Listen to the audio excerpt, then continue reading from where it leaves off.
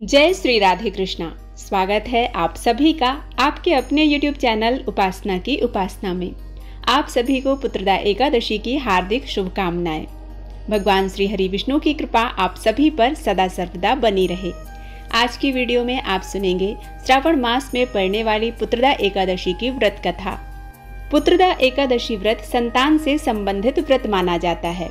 इस दिन भगवान विष्णु की विधिवत पूजा करने के साथ व्रत रखने से संतान को अच्छे स्वास्थ्य के साथ लंबी आयु प्राप्त होती है। इसके साथ ही जिन लोगों को पुत्र नहीं होते हैं तो इस व्रत को रखते हैं तो उन्हें पुत्र की प्राप्ति होती है और घर में सुख समृद्धि बढ़ती है, वंश में वृद्धि होती है। आइए अब सुनिए पुत्रदा एकादशी व्रत की कथा। महाभारत काल में युधिष्ठिर ने मधुसूदन भगवान श्री कृष्ण से पूछा, श्रावण के शुक्ल पक्ष में किस नाम की एकादशी होती है? कृपया मेरे सामने उसका वर्णन कीजिए। भगवान श्री कृष्ण बोले, हे राजन, प्राचीन काल की बात है। द्वापर युग के प्रारंभ का समय था। महेश्वतीपुरी में राजा महिजित अपने राज्य का पालन करते थे, किंतु उन्हें कोई पुत्र नहीं था, इसलिए वह राज्य उन्हें सुखदायक प्रतीत नहीं होता था। अपनी अवस्था अधिक देखकर राजा को बड़ी चिंता हुई। उन्होंने प्रजा वर्ग में बैठकर इस प्रकार कहा, प्रजाजनों, इस जन्म में मुझसे कोई पातक नहीं हुआ। मैंने अपने खजाने में अन्याय से कमाया हुआ धन भी नहीं जमा किया। ब्राह्मणों और देवताओं का धन भी मैंने कभी नहीं लिया है। प्रजा का पुत्रवत पालन किया, धर्म से पृथ्वी पर अधिकार जमाया तथा दुष्टों को वे बंधु और पुत्रों के समान ही क्यों न रहे हों, दंड दिया है। शिष्ट पुरुषों का सदा सम्मान किया और किसी को द्वेष का पात्र नहीं समझा। फिर क्या कारण है जो मेरे घर में आज तक पुत्र उत्पन्न नहीं हुआ है? आप लोग विचार करके कृपया मुझे बताने का कष्ट करें। राजा के ये वचन सुनकर प्रजा और पुरोहितों के साथ ब्राह्मणों ने उनके हित का विचार करके गहन वन में प्रवेश किया। राजा का कल्याण चाहने वाले वे सभी लोग इधर उधर घूमकर ऋषि सेवित आश्रमों की तलाश करने लगे।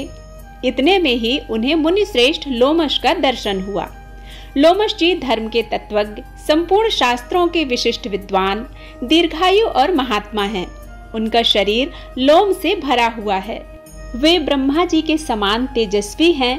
एक एक कल्प बीतने पर उनके शरीर का एक एक लोम विशीर्ण होकर टूटकर गिरता है, इसलिए उनका नाम लोमश हुआ है। वे महामुनि तीनों कालों की बातें जानते हैं। उन्हें देखकर सब लोगों को बड़ा हर्ष हुआ। उन्हें निकट आया देख लोमश जी ने पूछा, तुम सब लोग किस लिए यहाँ आए हो? अपने आगमन का कारण बताओ। तुम लोगों के लिए जो हितकर कार्य होगा उसे मैं अवश्य करूँगा। प्रजाजनों ने कहा, ब्राह्मण, इस समय महिजित नाम वाले जो राजा हैं उन्हें कोई पुत्र नहीं है। हम लोग उन्हीं की प्रजा हैं जिनका उन्होंने पुत्र की भांति पालन किया है। उन्हें पुत्रहीन देखकर उनके दुख से दुखित हो हम तपस्या करने का दृढ़ निश्चय करके यहाँ आए हैं। द्विजोत्तम राजा के भाग्य से इस समय हमें आपका दर्शन मिल गया है। महापुरुषों के दर्शन से ही मनुष्यों के सब कार्य सिद्ध हो जाते हैं। हे मुनि, अब हमें उस उपाय का उपदेश दीजिए जिससे राजा को पुत्र की प्राप्ति हो सके। उनकी बात सुनकर महर्षि लोमश 2 घड़ी तक ध्यान मग्न हो गए। तत्पश्चात राजा के प्राचीन जन्म का वृत्तांत जानकर उन्होंने कहा, प्रजावृंद, ध्यान से सुनो। राजा महिजित पूर्व जन्म में मनुष्यों को चूसने वाला धनहीन वैश्य था। वह वैश्य गांव-गांव घूमकर व्यापार किया करता था। एक दिन जेठ के शुक्ल पक्ष में 10वीं तिथि को जब दोपहर का सूर्य तप रहा था, वह गांव की सीमा में एक जलाशय पर पहुंचा। पानी से भरी हुई बावली देखकर वैश्य ने वहां जल पीने का विचार किया।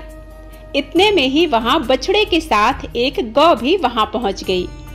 वह प्यास से व्याकुल और ताप से पीड़ित थी, इसलिए बावली में जाकर जल पीने लगी। वैश्य ने पानी पीती हुई गाय को हाँककर दूर हटा दिया और स्वयं पानी पीने लगा। उसी पाप कर्म के कारण राजा इस समय पुत्रहीन हुए हैं। किसी जन्म के पुण्य से इन्हें अकंटक राज्य की प्राप्ति हुई है। प्रजा ने कहा, मुनि, पुराण में सुना जाता है कि प्रायश्चित रूप पुण्य से पाप नष्ट होता है, इसलिए पुण्य का उपदेश दीजिए। जिससे उस पाप का नाश हो जाए। लोमस जी बोले, प्रजाजनों, श्रावण मास के शुक्ल पक्ष में जो एकादशी होती है वह पुत्रदा नाम से विख्यात है। वह मनवांछित फल प्रदान करने वाली है। तुम लोग उसी का व्रत करो। यह सुनकर प्रजाओं ने मुनि को नमस्कार किया और नगर में आकर विधिपूर्वक पुत्रदा एकादशी व्रत का अनुष्ठान किया। उन्होंने विधिपूर्वक जागरण भी किया और उसका निर्मल पुण्य राजा को दे दिया। तत्पश्चात रानी ने गर्भ धारण किया और प्रसव का समय आने पर बलवान पुत्र को जन्म दिया। इसका महात्म्य सुनकर मनुष्य पाप से मुक्त हो जाता है तथा इस लोक में सुख पाकर परलोक में स्वर्गीय गति को प्राप्त करता है। इस कलयुग में जो व्यक्ति पूरी श्रद्धा और विश्वास के साथ सावन पुत्रदा एकादशी का व्रत करता है वह पुत्रवान होता है, उसके वंश में वृद्धि होती है। इस व्रत कथा को जो सुनता है उसकी समस्त मनोकामनाएं पूर्ण होती हैं। श्री हरि विष्णु भगवान की कृपा से उसके घर में सुख शांति और समृद्धि बनी रहती है। श्री हरि विष्णु भगवान की जय। उम्मीद है यह वीडियो आप सभी को पसंद आया होगा। यदि पसंद आता है तो प्लीज लाइक जरूर कीजिएगा और चैनल पर पहली बार आए हैं तो इसे सब्सक्राइब करना बिल्कुल मत भूलिएगा। बेल बटन प्रेस कीजिए ताकि नए वीडियोस आप तक रोज पहुंच सकें। मिलती हूँ एक नई कथा के साथ, तब तक के लिए जय श्री कृष्णा। राधे राधे।